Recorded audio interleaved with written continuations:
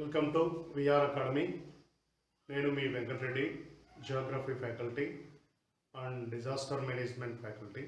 Right, ఈరోజు మనం SI constable గ్రూప్స్లలో అత్యంత ఇంపార్టెంట్ టాపిక్ అయినటువంటి మోస్ట్ మార్క్స్ గెయిన్డ్ టాపిక్ అయినటువంటి చిత్తడి నేలలు అనే దాని గురించి చూద్దాం. ఇంగ్లీష్లో వీటిని వెట్ ల్యాండ్స్ అని పిలుస్తారు. మరి ఏంటి డెఫినేషన్ వెట్ ల్యాండ్స్ అంటే చూడండి, ఇది ఒక భూభాగం అనుకుంటే, మరి దీన్ని అనుకొని ఒక సముద్ర భాగం విస్తరించి ఉంది అంటున్నాం. ఇది ఒక సముద్ర భాగం. సో భూభాగము సముద్ర భాగం కలిసే ప్రాంతంలో బురదగా ఉన్నటువంటి నేలలను మనం ఏమని పిలుస్తామంటే చిత్తడి నేలలు అని చెప్పి పిలుస్తాం. సో సముద్రం అంటే ఇక్కడ జల భాగం అని పిలవచ్చు. సో ఈ జల భాగం, భూభాగం మరియు జల భాగాలు, భూభాగము జలభాగము కలిసే ప్రాంతంలో చిత్తడిగా లేదా బురదతో కూడినటువంటి నేలలను మనం చిత్తడి నేలలు అని చెప్పి పిలుచుకుంటూ ఉన్నాం. సో ఈ చిత్తడి నేలలకు మనం చూస్తే కనుక మన భారతదేశంలో ఎగ్జాంపుల్స్ ఏమంటే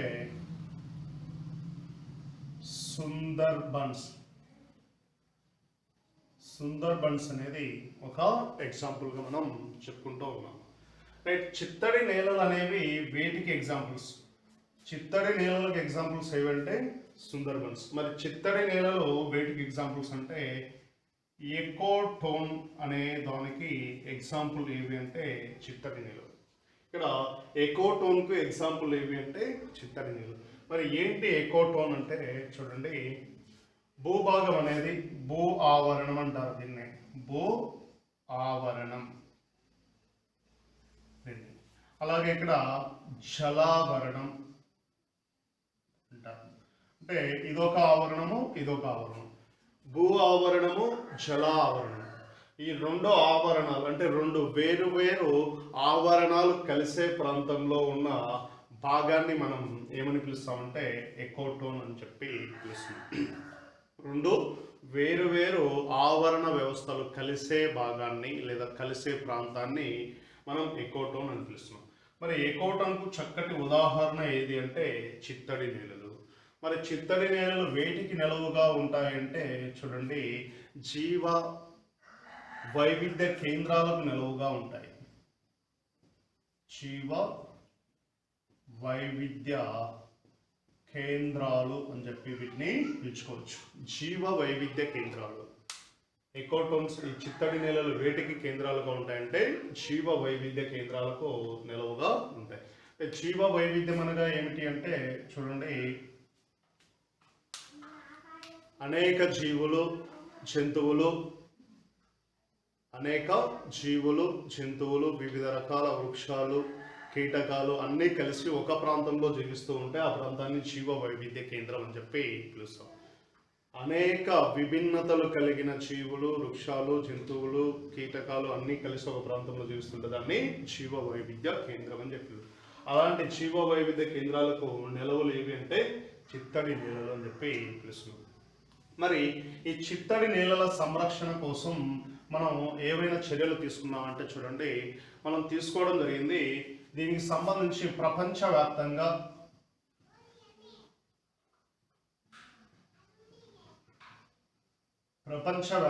ఉన్న అంటే చిత్తడి నేలల సంరక్షణ కన్వెన్షన్ ఏదంటే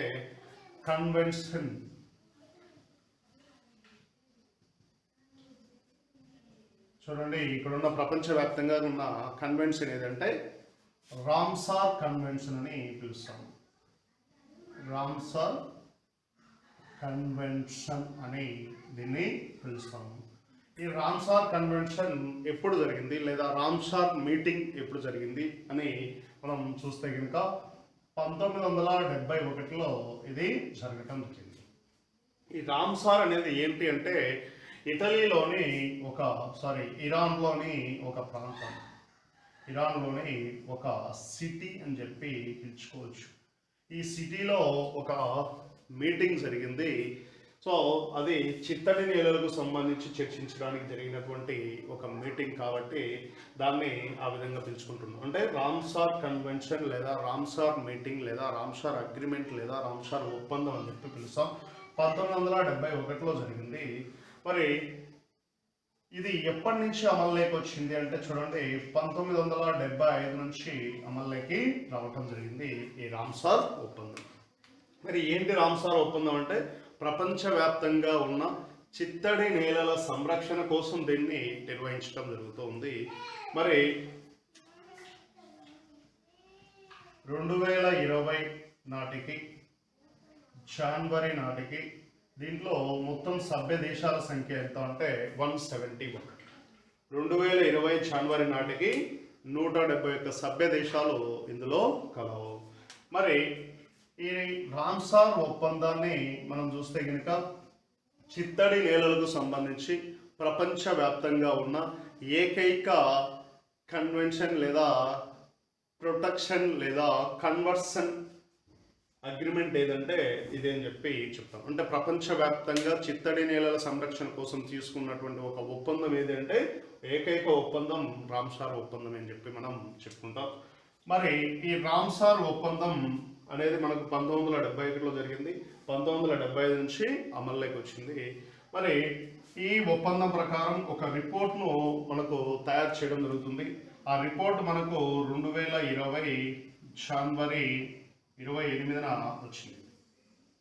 మరి 2020 జనవరి 28 రామ్సార్ రిపోర్ట్ ప్రకారం ప్రపంచవ్యాప్తంగా ఎన్ని చిత్తడి నేలలను గుర్తించడం జరిగిందంటే 2368 చిత్తడి నేలలను మనం ఇక్కడ గుర్తించడం జరిగింది. 86 అని చెప్పి గుర్తుంచుకోండి. 2386 చిత్తడి నేలను ప్రపంచవ్యాప్తంగా మనం గుర్తించడం. ఇది మోస్ట్ ఇంపార్టెంట్. 2386. ప్రస్తుతం ప్రపంచవ్యాప్తంగా గుర్తించబడిన చిత్తడి నేలల సంఖ్య ఎంత అంటే 2386 అని చెప్పి గుర్తుంచుకోండి. మరి ఇందులో భారతదేశానికి సంబంధించి ఎన్ని చిత్తడి నేలలను గుర్తించినారంటే భారతదేశానికి సంబంధించి 37 చిత్తడి నేలలు కలవు. ప్రస్తుతం భారతదేశంలో చిత్తడి నేలల సంఖ్య ఎంత అంటే 37 కలవు. మరి ఈ రిపోర్ట్ కంటే ముందు భారతదేశంలో బిఫోర్ 2020 2020 కంటే ముందు భారతదేశంలో అంటే 2020 జనవరి 28 కంటే ముందు భారతదేశంలో ఎన్ని చిత్తడి నేలలు ఉన్నాయంటే జస్ట్ 27 చిత్తడి నేలలే కలవు. అంటే ఈ రిపోర్ట్ కొత్తగా వచ్చిన ఈ రిపోర్ట్ ప్రకారం అంటే 2020 జనవరి 28 తర్వాత దేశంలో ఎన్ని కొత్త చిత్తడి నేలలను చేర్చినారు అంటే 10 చేర్చడం జరిగింది. అంటే కొత్తవి ఎన్ని వచ్చినాయి? 10 వచ్చినాయి.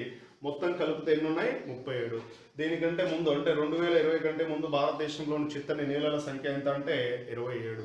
ప్రస్తుతం కొత్తగా 10 చేర్చడం జరిగింది. మరి ప్రస్తుతం భారతదేశంలో చిత్తడి నేలలు అధికంగా ఉన్నటువంటి రాష్ట్రం ఏదంటే చూడండి ఉత్తరప్రదేశ్ అత్యధికంగా కలిగి ఉంది. ఇందులో 7 1 + 6 = 7 అని చెప్తున్నాం చూడండి. ఏంటి అంటే 2020 కంటే ముందు ఇక్కడ ఓన్లీ 1 మాత్రమే ఉండేది. మరి కొత్తగా చేర్చబడినవి ఎన్ని అంటే మనకు అక్కడ 10 ఉన్నాయి. ఆ 10లో 6 ఉత్తరప్రదేశ్లోనే చేర్చడం జరిగింది. సో దాంతో ఉత్తరప్రదేశ్ అనేది 7 వెట్లాండ్స్ను కలిగి దేశంలో అత్యధిక చిత్తడి నేలలను కలిగినటువంటి రాష్ట్రంగా మనం చెప్పుకుంటాం. దీని తర్వాత పంజాబ్ మనకు కనిపిస్తుంది. ఈ పంజాబ్లో 6 చిత్తడి నేలలు కలవు. మరి యూనియన్ టెరిటరీ ఏదంటే జమ్మూ కాశ్మీర్. ఈ జమ్మూ కాశ్మీర్లో 3 చిత్తడి నేలలు కలవు. ఇలా భారతదేశంలో చిత్తడి నేలల సంఖ్య ఎంత ఉంది అంటే కనుక మొత్తం ప్రజెంట్ అయితే 37, ఓల్డ్ డేట్ అయితే 27. మరి కొత్తగా చేర్చబడినవి 10. అందులో ఎక్కువగా ఉత్తరప్రదేశ్ రాష్ట్రంలో 6 చేర్చడం జరిగింది. సో దీంతో మన దేశంలో అత్యధిక వెట్లాండ్స్ని కలిగిన రాష్ట్రంగా ఉత్తరప్రదేశ్ మనకు కనిపిస్తుంది. రెండవది పంజాబ్, మూడవది జమ్మూ కాశ్మీర్ అని చెప్పేసి చెప్తున్నాం. యూనియన్ టెరిటరీ అయితే జమ్మూ కాశ్మీర్ అని చెప్పి గుర్తుంచుకోవాలి. రైట్, ఇక చిత్తడి నేలలకు సంబంధించి ఒక రిజిస్టర్ను మనం నెలకొల్పడం జరుగుతుంది.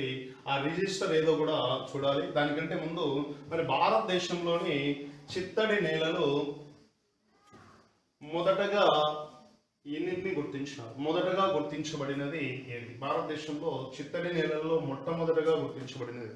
మొత్తం 37 ఉన్నాయి ఇండియాలో వీటి సంఖ్య ఎంత అంటే ప్రజెంట్ 37. వీటిలో ఫస్ట్ ఏది అంటే చూడండి, చిల్కా. దీన్ని ఒడిశాలో ఉంది. ఇది 1981లో గుర్తించినారు. మొట్టమొదటిగా గుర్తించబడింది ఏంటంటే చిల్కా. 1981లో దీన్ని గుర్తించడం జరిగింది. మరి సెకండ్ వన్ ఏంటి అంటే చూడండి, సెకండ్ వన్ వచ్చేసి కియోలాడియో అని చెప్పి మనం పిలుస్తాం. ఇది రాజస్థాన్లో కలదు. కియోలాడియో చిల్కా సరస్సు మొట్టమొదటి 1981. దీన్ని కూడా అదే సంవత్సరం 1981లోనే గుర్తించినారు. ఇదేమో ఒడిశాలో ఉంటే ఇదేమో ఇక్కడ మనకు విస్తరించి ఉంది అని చెప్పి చెప్పుకోవచ్చు. మరి ఈ చిత్తడి నేలల రామ్సార్ ఒప్పందం ప్రకారం చిత్తడి నేలలకు సంబంధించి ఒక రిజిస్టర్ను మెయింటైన్ చేస్తున్నారు. మరి చిత్తడి నేలల రిజిస్టర్ ఏది అంటే, చిత్తడి నేలల రిజిస్టర్ ఏంటి అంటే చూడండి, మాంట్రాక్స్ అని చెప్పి పిలుస్తాం. మాంట్రాక్స్ అని చెప్పి పిలుస్తాం. చిత్తడి నేలల రిజిస్టర్ అని దీన్ని పిలవడం జరుగుతుంది. మాంట్రాక్స్ రిజిస్టర్ అంటారు. మరి ఏంటి దీంట్లో అంటే చూడండి, ఈ మాంట్రాక్స్ రిజిస్టర్లో ప్రపంచవ్యాప్తంగా ఉన్న మొత్తం చిత్తడి నేలలను ఇందులో గుర్తించరు. ఇందులో ఏం గుర్తిస్తారంటే, గతంలో మార్పు చెందినవి, ప్రజెంట్ మార్పు చెందుతూ ఉన్నవి, మరియు భవిష్యత్తులో మార్పు చెందేందుకు అవకాశం ఉన్న వాటిని, అంటే స్పెసిఫిక్గా ఉన్న వాటిని వీటిలో గుర్తించడం జరుగుతుంది.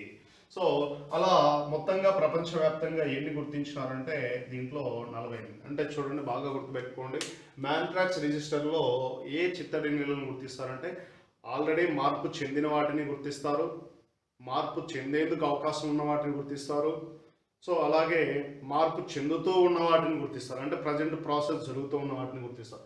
ఇలా 3 రకాల ఈ చిత్తడి నేలలను ఇక్కడ వీటిలో గుర్తించడం జరుగుతుంది.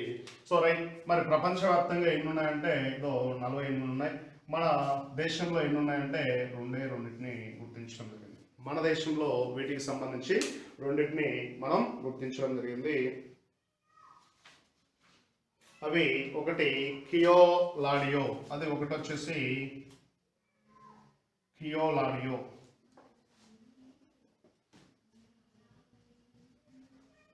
కియోలాడియో అని చెప్పి పిలుస్తాం. మరి రెండోది లోక్తక్ సరస్సు.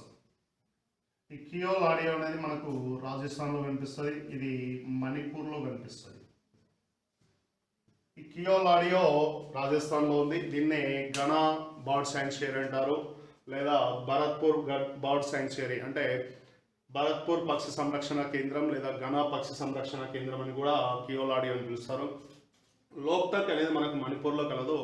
ఇది ఒక ఫ్లోటింగ్ లేక్ అని చెప్పి పిలుస్తాం, అంటే తేలియాడుతూ ఉన్నటువంటి సరస్సు అని చెప్పి పిలుస్తాం. ప్రపంచవ్యాప్తంగా ఉన్న ఏకైక తేలియాడే సరస్సు ఏదంటే లోక్తక్ సరస్సు. ఎలా తేలియాడుతుందంటే, నీటి పైన తేలియాడే దీవులను కలిగి ఉంటుంది. ఆ దీవులు ఎలా ఏర్పడి ఉంటాయంటే, పూండి అనేటువంటి వృక్షాల యొక్క కొమ్మలు కానీ లేకపోతే వాటి అవశేషాలు కుళ్ళిపోయి మట్టిలాగా మారిపోయి అవి చిన్న చిన్న దీవుల్లాగా ఏర్పడి అలా పైన కదులుతూ ఉంటాయి. అక్కడే మళ్ళీ పూండి అనే చెట్లు దాని మీదనే మళ్ళీ పెరిగి వాటి వేర్లు నీటి లోపల అలా వేలాడుతూ ఉంటాయి. దాని కారణంగా అవి కదులుతూ ఉంటాయి. సో ఇలా ప్రపంచవ్యాప్తంగా ఏకైక తేలియాడే సరస్సు ఏదంటే లోక్తక్ సరస్సు, ఇది మణిపూర్లో కలదు. ఇక్కడ మనకు సాంఘై డీర్ అనేది ఇక్కడ ఎక్కువగా పెరుగుతున్నటువంటిది ఒక వన్యప్రాణి. సాంఘై డీర్ అని పిలుస్తాము. సాంఘై డీర్ అంటే సాంఘై అనే జింక ఇక్కడ ఎక్కువగా పెరుగుతుంది. మోస్ట్ ఇంపార్టెంట్, మణిపూర్ యొక్క రాష్ట్ర జంతువు ఏదంటే సాంఘై డీర్ అని చెప్పి చెప్పుకోవడం జరుగుతుంది. ఇలా మనకు చిత్తడి నేలలకు సంబంధించినటువంటి అంశాలు మనకు కలవు. మరి ఈ చిత్తడి నేలలకు సంబంధించిన మొత్తం లిస్ట్ మనకు ఏదైతే ఉందో 37, ఆ లిస్ట్ను నేను మీకు డిస్క్రిప్షన్లో ఇవ్వటం జరుగుతుంది. కావాలంటే డిస్క్రిప్షన్లో మీరు చూసుకోవచ్చు. రైట్, ఇది మనకు చిత్తడి నేలలు.